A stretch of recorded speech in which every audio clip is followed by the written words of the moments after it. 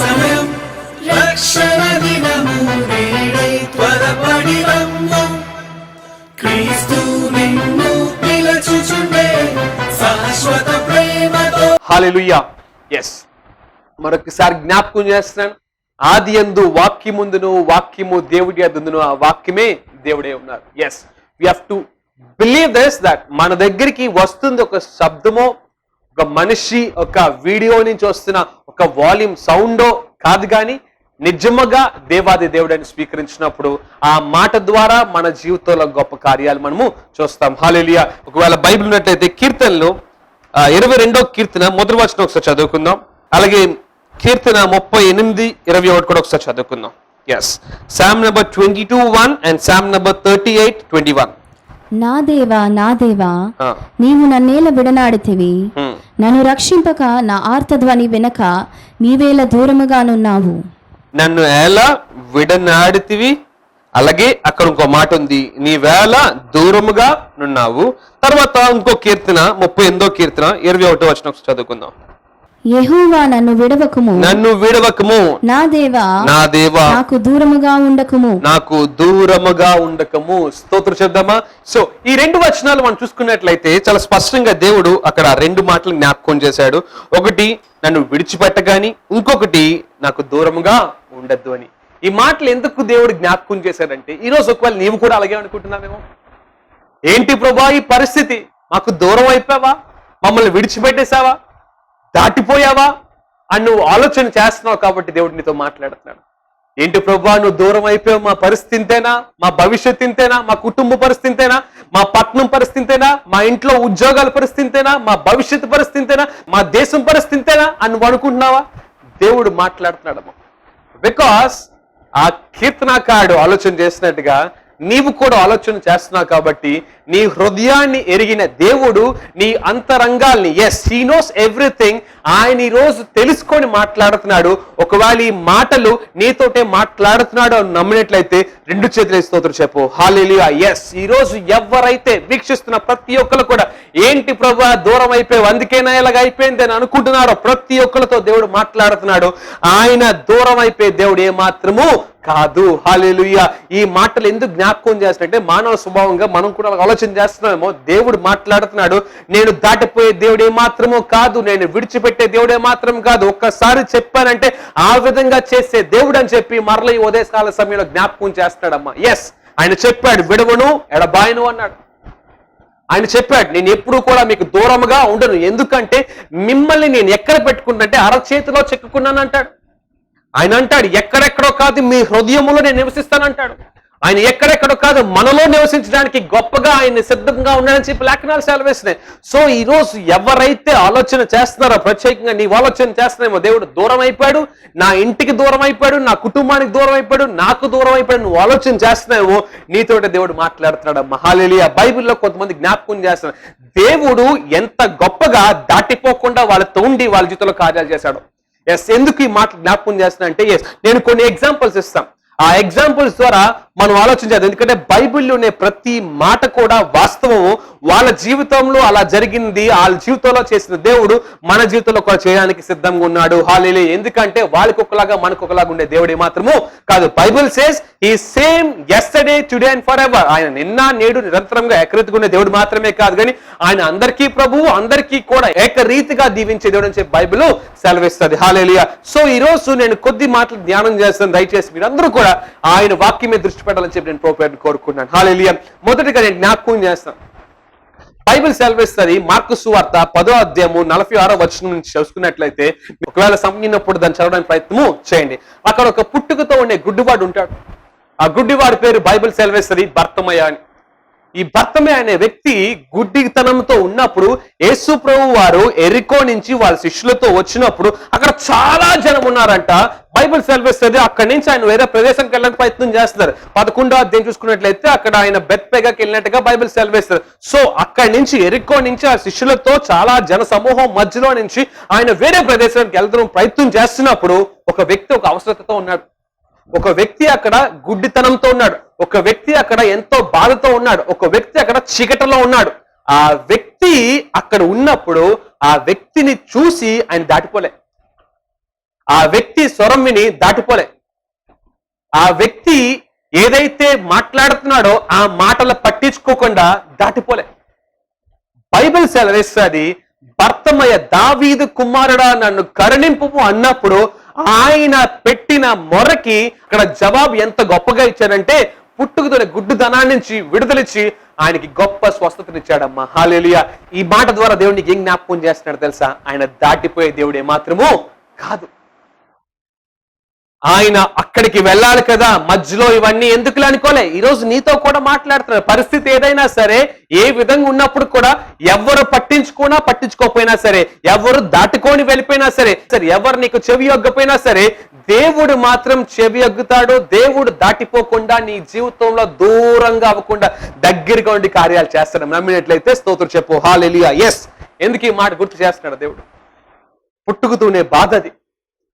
అంధకారంలో ఉన్నాడు, జన సమూహం మధ్యలో ఉన్నాడు. లోకంలోని మనుషులైతే వాళ్ళ లైఫ్ వాళ్ళు చూసుకుంటారు. లోకంలోని మనుషులు జనాలు ఉన్నారు కాబట్టి ఆ జన సమూహం బట్టి వాళ్ళ జీవితం జీవిస్తారు. బట్ ఇక్కడ దేవుడు ఎంత గొప్పగా అంటే, జనమున్నా శిష్యులున్నా సరే, అక్కడ ఎవరైతే ఉన్నారో ఆ వ్యక్తి యొక్క అవసరతను తీర్చాడు, స్వస్థత ఇచ్చాడు, దాటిపోకుండా దీవించి అక్కడి నుంచి వెళ్ళాడంట. స్తోత్రం చేద్దామా? ఈ రోజు అదే దేవుడు నీతో కూడా మాట్లాడుతున్నాడు. ఆయన దాటిపోలే, దూరంగా లేడు, నీ ఇంటిలోనే ఉంటాడు. నిన్నే దీవించి ఆయన తప్పకుండా ఆయన నిన్ను హెచ్చించిపోతున్నాడు. నమ్మినట్లయితే బిగ్గరగా స్తోత్రం చెప్పు. ఎస్. అయితే ఈయన మాత్రమే కాదు, బైబిల్ సెలవిస్తుంది, ఇజ్రాయెల్ జనాంగము బయటికి వచ్చారు, బానిసత్వం నుంచి బయటికి వచ్చారు. బానిసత్వం నుంచి బయటికి వచ్చిన తర్వాత వాళ్ళ జీవితాల్లో ఏ విధంగా ఉన్నారో మన అందరికీ తెలుసు.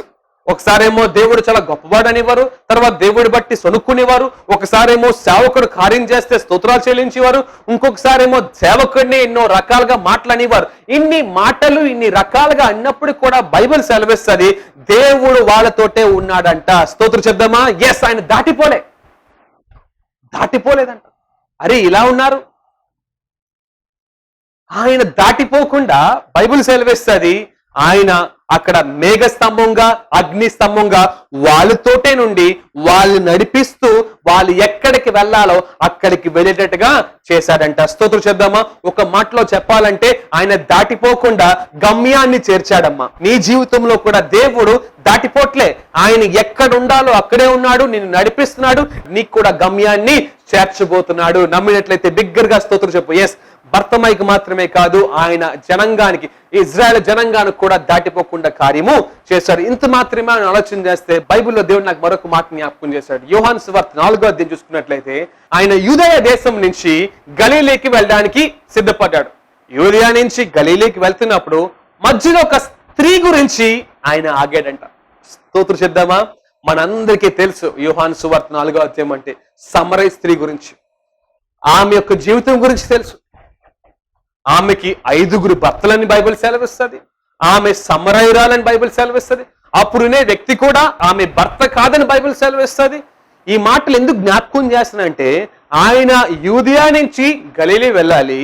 అక్కడ సమరయలో ఒక వ్యక్తికి ఏది అవసరమో ఆ వ్యక్తి అవసరతను తీర్చే వెళ్ళాడు, కానీ అక్కడ ఆయన దాటిపోయినట్టుగా బైబిల్ సెలవివ్వట్లేదు. Hallelujah. The reason why I'm telling you all this is, ఆయన పనిలో ఆయన వెళ్ళిపోలే. ఒక వ్యక్తికి ఏదైతే అవసరం ఉందో అక్కడ ఆ వ్యక్తికి ఇవ్వాల్సింది ఇచ్చే, దీవించే వెళ్ళాడంట. స్తోత్రం చేద్దామా?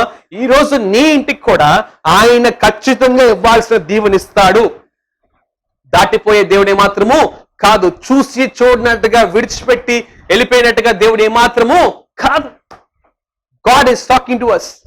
ఈ ఉదయకాల సమయంలో ఇజ్రాయెల్ జనాంగానికి ఆయన ఎలాగైతే తోడుగా ఉన్నాడో, భర్తమైతో ఎలాగైతే ఉన్నాడో, ఈ సమరయ స్త్రీతో ఎలాగైతే ఉన్నాడో నీతో కూడా ఉంటున్నాడమ్మా. దాటిపోట్లే, నిన్ను విడిచిపెట్టలే, దూరం అయిపోలే, ఇంకా నీతోటే ఉన్నాడు. నువ్వు పడుతున్న బాధ ఆయన చూస్తున్నాడు, నువ్వు కారుస్తున్న కన్నీరు ఆయన చూస్తున్నాడు, నువ్వెంతగా కృంగిపోతున్నావు ఆయన చూస్తున్నాడు. ఈరోజు ప్రతి విషయం కొరకు, మేబీ నీ పిల్లల గురించి అవ్వచ్చు, భవిష్యత్తు గురించి అవ్వచ్చు, నీ కుటుంబంలో సమస్య బట్టి ఎంతగా కృంగిపోతున్నావో ఆయనకి తెలుసు. ఆయన దాటిపోవట్లేదమ్మా. ఆయన పని ఆయన చేసుకుని వెళ్ళిపోతున్నాడులే. ఈస్టర్కి వస్తాడు, గుడ్ ఫ్రైడేకి ఉంటాడు, లేకపోతే క్రిస్మస్ రోజు మాత్రమే కార్యాలు చేసే దేవుడు ఏమాత్రం కాదమ్మా. ప్రతిరోజు ప్రతి క్షణము కూడా నీతోటే ఉండే దేవుడు, నడిపించే దేవుడు, నీకు సహాయం చేసే దేవుడు. ఆయన విడిచిపెట్టే దేవుడు కాదు, దూరం అయిపోయే దేవుడు ఏమాత్రం కాదు, దాటిపోయే దేవుడు అంతకన్నా కాదు. నమ్మినట్లయితే స్తోత్రం చెప్పు హల్లెలూయా. ఎస్, ఇది మాత్రమే కాదు, దేవుడు నాకు మరొక మాట కూడా జ్ఞాపకం చేశాడు. లూకాసు వార్త 19 చూసుకున్నట్లయితే జక్క అయిన ఒక వ్యక్తి ఉంటాడు. ఎస్, ఆ వ్యక్తి గురించి కూడా మనకు తెలుసు. ఆ వ్యక్తి ఏం చేసేవాడో, ఆ వ్యక్తి ట్యాక్స్ కలెక్టర్, ఎలాగ అన్యాయంగా దోచుకునేవాడో, ఆ వ్యక్తి ఎటువంటి వాడో మనందరికీ తెలుసు. బైబిల్ సెలవిస్తుంది అక్కడ కూడా ఆయన ఎరికో నుంచి వేరే ప్రదేశానికి వెళ్ళడానికి సిద్ధంగా ఉన్నాడు. ఆ ప్రదేశం నుంచి వెళ్తున్నప్పుడు అక్కడ మేడి చెట్టు మీద ఒక వ్యక్తి కనబడ్డాడంట. ఆ వ్యక్తిని చూసి ఈయన దాటిపోలే. బైబిల్ సెలవిస్తుంది అక్కడ ఆగాడు. అక్కడ ఆగి జక్కయ్యని కిందకి రమ్మన్నాడు. బైబిల్ సెలవిస్తుంది అక్కడ ఆగి జక్కయ్యని కిందకి రమ్మండం మాత్రమే కాదు గాని జక్కయ్య ఇంటికి వెళ్ళాడు, అక్కడ బస చేశాడు, వాళ్ళ ఇంటికి గొప్ప రక్షణ కూడా కలుగు చేశాడు. స్తోత్రం చేద్దామా. Same God is talking to you today. ఆ దేవుడు ఈరోజు నీతో మాట్లాడుతున్నాడు. ఒక పని మీద ఉన్నాను కదా అని వెళ్ళిపోలే, ఆగాడు, ఆ వ్యక్తిని పిలిచాడు, ఆ వ్యక్తి ఇంటికి వచ్చాడు, ఆ వ్యక్తి ఇంట్లో బస చేయడమే కాదు, ఆ ఇంటికి గొప్ప రక్షణ కూడా కలుగు చేశాడు. హల్లెలూయా. వీళ్ళందరినీ ఎందుకు ఈరోజు జ్ఞాపకం చేస్తానంటే, దేవుడు దాటిపోయే దేవుడు కాదమ్మా.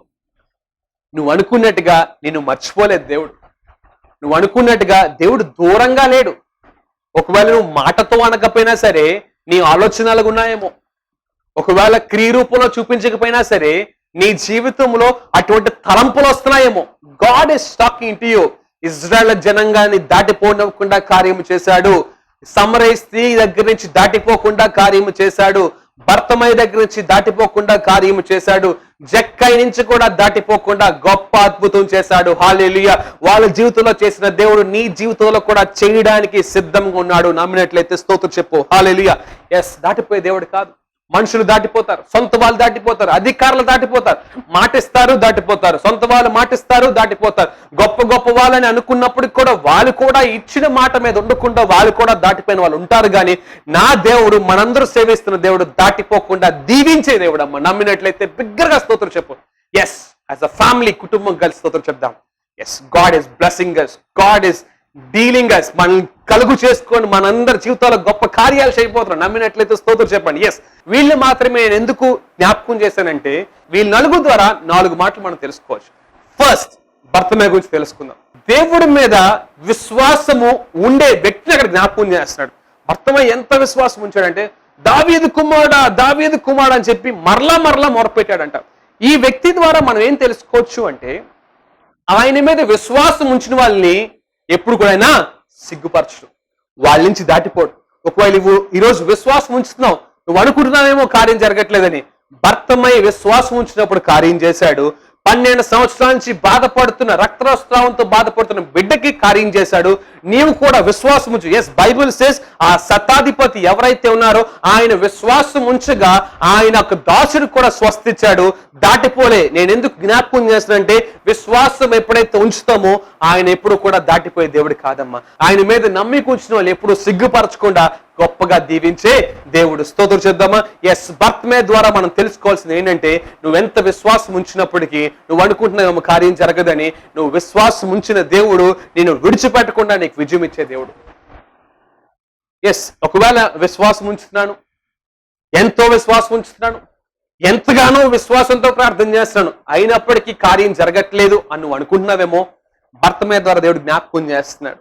ఆయన మీద ఎవరైతే విశ్వాసం ఉంచుతారో తప్పకుండా వాళ్ళ జీవితంలో దాటిపోకుండా దీవెనలు కలుగు చేస్తాడు. నమ్మినట్లయితే స్తోత్రం చెప్పు హల్లెలూయా. ఎస్, అలాగే ఇజ్రాయెల్ జనాంగం ద్వారా దేవుడు ఏం జ్ఞాపకం చేశాడంటే, దేవుడు ఎంత గొప్పవాడంటే, వాళ్ళు అటు ఇటుగా ఉన్నారు. 50% సూపర్ అనేవారు, 50% అయ్యో ఎందుకు వచ్చాము అనుకునేవారు. ఇటు విధంగా నువ్వు ఉన్నావేమో. ఒకసారి చాలా బాగా ఉంటున్నావు, ఒకసారి చాలా వేరేగా ఉంటున్నావు, ఒకసారి దేవుడికి స్తోత్రం అంటున్నావు, ఇంకోసారి దేవుడికి బట్టి సొనుక్కుంటున్నావేమో. అటువంటి వాళ్ళ దగ్గర నుంచి కూడా ఆయన దాటిపోలే. మీకు అర్థమవుతుంది, నేను నమ్ముతున్నా. God is talking to us. దాటిపోయే దేవుడు కాదు. ఎటువంటి వాళ్ళ దగ్గర నుంచి దాటిపోడంటే, ఆయన మీద విశ్వాసం ఉంచిన వాళ్ళ దగ్గర నుంచి దాటిపోలే. అటు ఇటుగా ఒకసారి బాగా, ఒకసారి చాలా చెడుగా ఉన్న వాళ్ళ దగ్గర నుంచి కూడా దాటిపోలే. Yes, that's what Bible says. ఎందుకంటే ఇజ్రాయెల్ జనాంగం ఒకసారి స్తోత్రం అన్నారట, ఒకసారి ఏంటబ్బా ఇక్కడికి వచ్చాము, ఆ దేశమే బాగుంది, అక్కడే బాగుంది, నువ్వు కూడా ఒక్కొక్కసారి అనుకుంటున్నావు కదా, అనవసరంగా దేవుడి దగ్గరకు వచ్చాను, దేవుడి దగ్గర రాకపోయినా బాగున్నాను, వాళ్ళు సహాయం చేస్తారు, వీళ్ళు సహాయం చేస్తారు, వీళ్ళ దగ్గర ఉంటే అవద్దును, వీళ్ళ దగ్గర ఉంటే అల్లవద్దును, వాళ్ళ దగ్గర నుంచి వీళ్ళ దగ్గర నుంచి రాదు. నువ్వు 50-50గా ఉన్నా సరే నా దేవుడు 100% నీకు సేవ చేస్తాడు, 100% నేను దీవిస్తాడు. నా దేవుడు 100% నేను దీవించడానికి సిద్ధంగా ఉన్నాడు. నమ్మినట్లయితే స్తోత్రం చెప్పు. Yes, God is talking to అస్.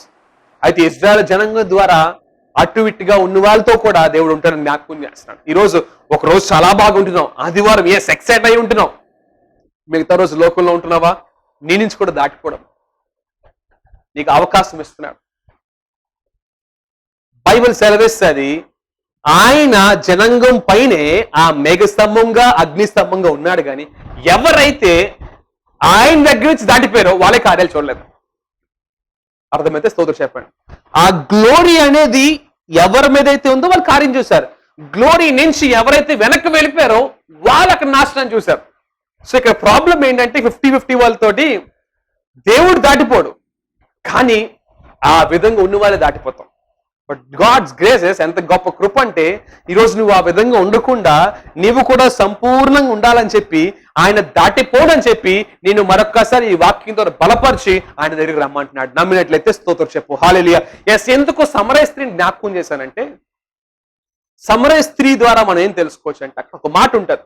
యోహాను సువార్త 4:9 చూసుకున్నట్లయితే ఆమె ఒక మాట అంటారు, అయ్యా మీరేంటి మాతో సహవాసం ఏంటి, మీరు మాతో ఇటువంటి సహవాసం చేయడం ఏంటి, మీరు మాతో కలిసి వాటర్ తాగకూడదు కదా.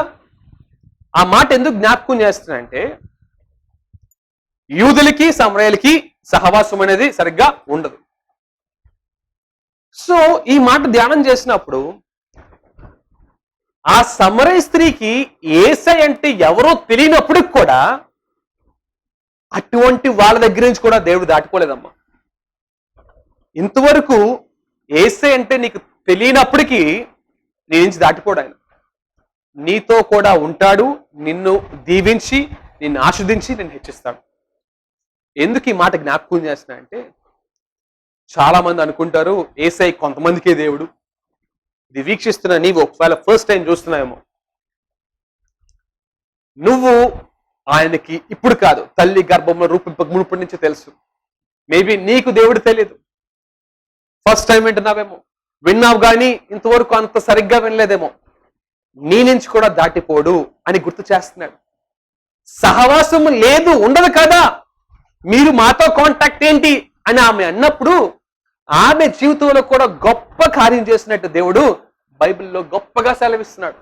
ఈ మాట ఎందుకు అని అంటే, నీవెంతవరకు దేవుడు అంటే తెలియకపోయినప్పటికీ, దేవుడిలో ఉన్నాననుకోండి, దేవుడితో నిజంగా సహవాసం లేనప్పటికీ, ఒక బొమ్మ యేసయ్య నీకు తెలిసేమో, నిజంగా ఆత్మ అయిన యేసయ్య నీకు తెలియనప్పుడు కూడా నీ నుంచి కూడా దాటిపోవడం. మాట అర్థమైతే స్తోత్రం చెప్పు. ఎస్, దేవుడు మాట్లాడినప్పుడు పౌలుకి ఎవరో తెలియలేదు, అని దేవుడే వచ్చాడు. సౌలా సౌలా నన్ను ఎలా హింసిస్తున్నావు, అతనికి వాక్యం బాగా తెలుసు, బాగా చాలా గొప్పగా, ఎందుకంటే ఆయన చాలా గొప్పగా గమ్మాలియల పాద సన్నిధి దగ్గర నేర్చుకున్నాడని చెప్పి.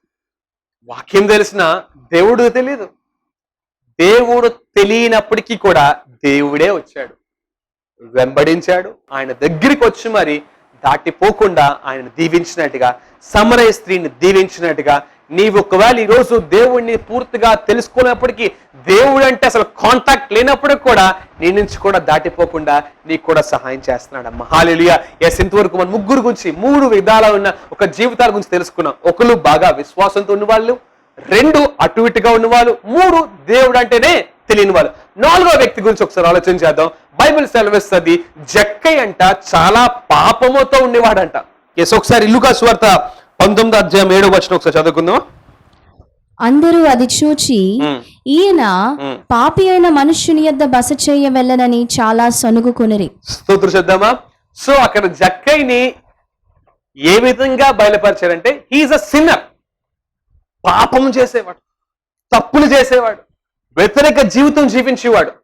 అటువంటి వ్యతిరేక జీవితం జీవించినప్పటికీ, పాపముతో నింపబడినప్పటికీ అక్కడి నుంచి కూడా ఆయన దాటిపోలేదు. స్తోత్రం చేద్దామా? ఈ మాటలు ఎందుకు జ్ఞాపకం చేస్తున్నాడంటే, ఒకవేళ ఈరోజు నువ్వు పాపముతో నింపబడినప్పటికీ, పాపము చేసినప్పటికీ, ఎన్నో రకాలుగా ఎన్నో విధాలుగా నువ్వు చెడు సాంగత్యము చేసినప్పటికీ నీ నుంచి కూడా దాటిపోడు దేవుడు. నీ నుంచి కూడా ఆయన దాటిపోకుండా నిన్ను కూడా దీవించడానికి ఈ ఉదయకాల సమయంలో సిద్ధంగా ఉన్నాడు. Hallelujah. Whatever the habit is, అది ఏ అలవాటు అవ్వచ్చు, ఎటువంటి తలంపులు అవ్వచ్చు, ఏవేవి చూస్తున్నావో, ఏవేవి మాట్లాడుతున్నావో, ఎటువంటి విధంగా క్రియలు చేస్తున్నావో, అవన్నీ చేస్తున్నప్పటికీ పాపి అయిన జక్కై నుంచి దాటిపోలేదు. ఈరోజు నీ నుంచి కూడా దాటిపోడని చెప్పి జ్ఞాపకం చేస్తున్నాడు. ఒకవేళ ఈ మాటలు దేవుడు నాతోటే మాట్లాడాడు అని నువ్వు స్వీకరించినట్లయితే చేతుల స్తోత్రం చెప్పు. హల్లెలూయా. yes, సిగ్గుపడకుండా స్తోత్రం చెప్పు. దేవుడు నీ జీవితంలో కార్యం చేయబోతున్నాడు. God is going to do great things. జక్కై ఇంటికి మామూలు బహుమానం ఇవ్వలే, వెలకట్టలేని విలువైన రక్షణ కలుగు చేశాడు. స్తోత్రం చేద్దామా? ఎంత గొప్పగా అంటే ఇట్ ఇస్ ప్రైస్లెస్. దేనికైనా సరే మనం వెలకట్టచ్చు, బట్ ఆ రక్షణకి మనం వెలకట్టలేము. అటువంటి గొప్ప బహుమానము జక్కై ఇంటికి ఇచ్చాడు. నీ జీవితంలో కూడా, నీ ఇంటికి కూడా గొప్ప బహుమానం ఇవ్వబోతున్నాడు. దాటిపోకుండా దేవుడు సహాయం చేయబోతున్నాడు. సో ప్రాబ్లం ఏంటంటే, ఈ వాక్యంలో చెప్పినప్పుడు దేవుడు దాటిపోడు, మనం ఎలాగున్నా సరే పర్లేదు, మనం ఎలా ఉన్నా సరే జీవించినా సరే దేవుడు దాటిపోడు అని చాలా మంది తప్పుగా అర్థం చేసుకుంటారు. బట్ నేను చెప్పాలనుకున్న మాట ఒకటే, పాపముతో ఈ బిడ్డ ఉన్నప్పటికీ యేసయ్య పిలిచినప్పుడు సంతోషంగా యేసయ్యని స్వీకరించాడంట. That's what word says. ఒకసారి చదువుకుందాం. 19:5 ఒకసారి చదువుకుందాం. యేసు ఆ చోటికి వచ్చినప్పుడు కన్నులెత్తి చూచి, జక్కయ్య త్వరగా దిగుము, నేడు నేను నీ ఇంట నుండవలసి ఉన్నదని అతనితో చెప్పగా, అతడు త్వరగా దిగి సంతోషముతో ఆయనను చేర్చుకొనెను. స్తోత్రం చేద్దామా? పాపే, దేవుడు దాటిపోలేదు. బట్ అక్కడ బహుమానం ఎప్పుడు పొందుకున్నాడంటే యేసయ్యని సంతోషంగా చేర్చుకున్నాడు. You understand? ఈరోజు ఈ అన్ని విషయాలతో దేవుడు జ్ఞాపకం చేస్తుంది ఒకటే, ఆయన దాటిపోడు. ఆయన నీ నుంచి దూరంగా ఉండడు. నువ్వు ఫస్ట్ టైం వాక్యం వింటున్నప్పటికీ, ఎన్నో సంవత్సరాల నుంచి దేవుడితో ఉండి కూడా అటు ఇటు జీవితం జీవిస్తున్నప్పటికీ, అసలు దేవుడు అంటేనే తెలియనప్పటికీ, దేవుడిలో ఉండి కూడా పాపం చేస్తున్నప్పటికీ ఎవరి నుంచి కూడా దాటిపోడు. బట్ మనం చూసుకున్నట్లయితే వీళ్ళ జీవితంలో వారు కూడా దాటిపోకుండా దేవుడితో ఉన్నారు కాబట్టి కార్యాలు చూశారు. స్తోత్రం చేద్దామా? భర్తమయ్య అక్కడ మరలా మొరపెట్టాడు. విశ్వాసం ఒకసారే కాదు, 2 రోజులు మాత్రమే కాదు, పని జరిగినంత వరకు కూడా, అనగా దేవుడితో అధికంగా ఉన్నాడు. ఇజ్రాయెల్ జనాంగం కూడా ఎవరైతే నిజముగా దేవుడికి దగ్గరికి ఉన్నారో వాళ్ళే ఆ బహుమానం చూశారు. ఇక్కడ సమరయ స్త్రీ కూడా దేవుడిని ఎరగలేనప్పుడు ఆయన మాట్లాడిన తర్వాత కన్వర్సేషన్ ఏం చేసిందంటే దేవుడి గురించి సమస్తాన్ని విడిచిపెట్టి దేవుడి సువార్త ప్రకటించడానికి వెళ్ళింది. సో ఇక్కడ మనం చూసుకున్నప్పుడు జక్కై కూడా అంతవరకు పాపం చేసినప్పటికీ యేసయ్యని సంతోషంగా స్వీకరించాడు. దాటిపోడు. బట్ నువ్వు చేయాల్సింది కూడా చేయాలి. నువ్వు దాటిపోకుండా ఉండు, నీ జీవితంలో గొప్ప కార్యాలు చూస్తావు. నువ్వు దాటిపోయిన జీవితం జీవించక, దూరం అయిపోయిన జీవితం నువ్వు జీవించక, తప్పకుండా దేవుడు నీకు సహాయం చేస్తాడు. సంతోషంగా స్వీకరించాడంట. ఆమె కూడా ఎంతగా అంటే లోకానికి సాదృశ్యమైన ఏ పని గురించి అయితే వచ్చిందో సమరయ స్త్రీ, ఆ కుండను అక్కడే విడిచిపెట్టి యేసయ్య గురించే వెళ్ళిపోయింది. యేసయ్య గురించి ప్రకటించడానికి వెళ్ళిపోయింది. యేసయ్య ప్రాణం పంచడానికి వెళ్ళిపోయింది. అర్థమై కూడా ఎంతగానో అందరూ ఉన్నారు కదా అని కాదు, విశ్వాసం అధికముగా. సో నేను ఈరోజు చెప్పాలనుకునే 4 విభాగాల్లో ఎవరి వలైతే ఉన్నావో ఒకసారి ఆలోచన చేసుకొని, నీ నుంచి కూడా దాటిపోను అని చెప్పిన దేవుడి దగ్గరికి రా. ఆయన చెప్పినట్టుగా జీవించు, సంతోషంగా చేర్చుకో, ఆయన గురించి ముందుకెళ్ళు, ఆయన చెప్పినట్టుగా జీవించు. తప్పకుండా నీ జీవితంలో కూడా గొప్ప దీవెన నువ్వు కూడా చూడబోతున్నావు. నమ్మినట్లయితే స్తోత్రం చెప్దాం. ఎస్, ఈరోజు దేవుడు జ్ఞాపకం చేసిన మాట ఒకటే, నువ్వు అనుకున్నట్టుగా ఆయన దూరం అయిపోడు, దాటిపోడు. నువ్వు కొత్తగా అవ్వచ్చు, దేవుడిలో ఉన్న వ్యక్తి అవ్వచ్చు, అటు ఇటుగా జీవిస్తున్న వ్యక్తి అవ్వచ్చు, పాపముతో నింపడిన వ్యక్తి అవ్వచ్చు. He is still the same and he is ready to help you. ఆయన సహాయం పొందుకోవాలంటే నువ్వు దాటిపోకుండా ఆయన చేర్చుకో. ఆయన నీ ఇంటికి పిలువు, నీ హృదయంలోకి పిలువు, నీ కుటుంబంతో కలిసి ఆయన స్తుతించు. తప్పకుండా నీ జీవితంలో కార్యం చేస్తావు. ఆమేన్.